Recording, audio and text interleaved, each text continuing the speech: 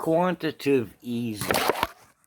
Quantitative easing. We've heard this term. They're not flinging it around quite as much as they were a year or two ago.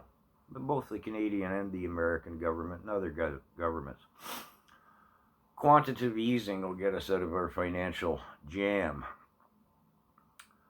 Now, quantitative sounds like, maybe smart, like Stephen Hawking's and quantum mechanics or quantum physics or something. And easing, well, it sounds easier. We ease our way out of the situation.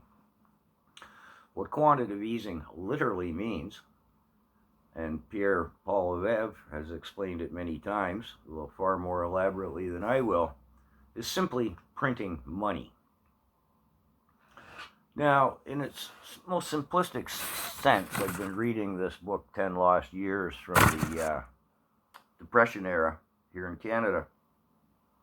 So, let me put it in that sense. Potatoes and turnips I'll talk about. I'm Canada, and I go and I say, buddy, my family's hungry. Can I borrow a dozen potatoes and a dozen turnips? And I'll pay you back 13 of each. Okay. Sounds like a deal to me. Canada borrowed a lot of money over the last couple of years with Trudeau at the helm. A lot. We don't know how much. They don't tell us. But then I, as Canada, I go back to the farmer and say, well, or whoever I borrowed the 12 potatoes and 12 turnips from, here, I'm paying you back.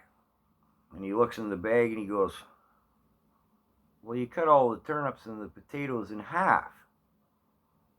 So you're supposed to give me 13 potatoes, 13 turnips. I got 6.5 of each. Well, I'm quantitatively easing. I cut my potatoes in half and my turnips in half.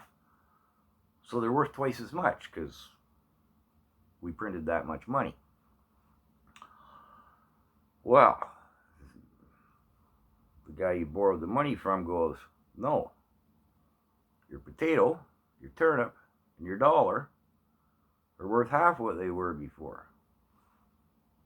And that's quantitative easing.